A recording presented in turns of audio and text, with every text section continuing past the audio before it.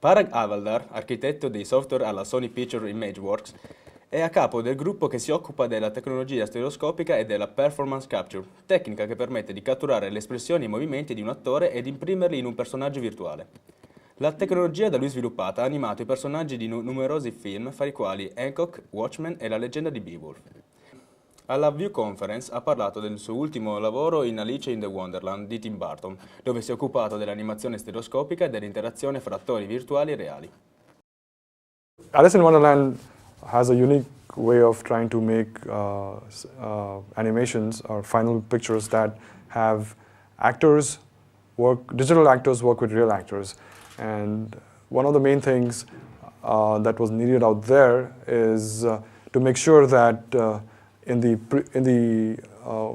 on set, when you capture an actor talking and walking without a digital actor in its presence, we had to make sure that the alignment of all that worked properly so that the composition could then be done in the post-production pipeline with all the animation done for animated characters. So it was very imperative that we develop techniques on set that could pre-visualize the actual digital actors acting against a green screen. They could be comped out and put in a digital world on set so that the director could know that this is going to work before we said, okay, the shot is ready to go.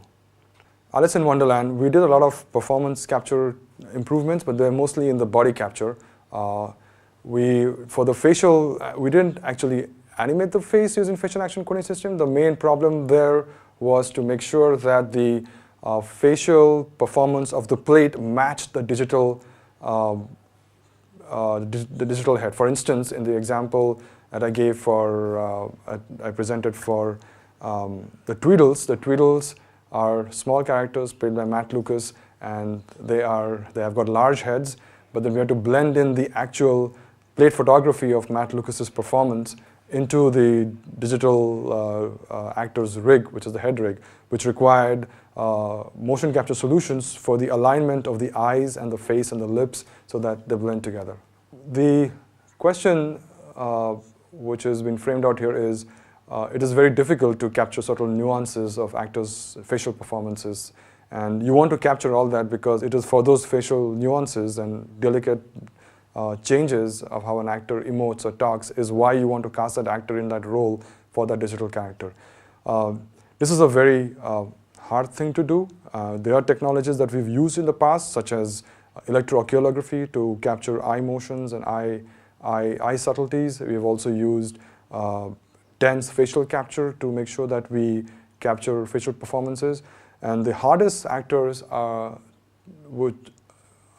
to recreate are those that are the most famous normally, because someone like Angelina Jolie, whose face everybody knows, is very hard to make a digital model of, because any small misalignment of the way she smiles or the way she moves her lips is immediately noticed by all the viewers. It's like, as a professor at the University of Southern California, what advice should I give students who want to make careers in this industry? I think you should look at it from 2 points of view. Whether you want to get into the industry as a technologist to make technologies for the artists to use to make creation of all these wonderful pictures possible, or do you want to get into this industry from an art side because you have a more artistic creation with some technology background, and which then uses all the technologies to create all these effects. And if you're a computer science major, I would say you should study a lot about optimization techniques, about a lot of mathematical analysis, animation analysis, for example, IK, inverse kinematics for animation. If you want to go into lighting, then all the lighting models which make use of irradiance or global illumination, photon mapping. And so there's a variety of technology that has improved and is constantly improving algorithms, and definitely do make it a point to read international journals and publications such as the ones in SIGGRAPH and computer vision conferences such as CVPR and so on. But if you're from the art side, then it is imperative that you tie up with a good mentorship school, which can give you all the tools and teach you all the trades of creating good animations and lighting techniques.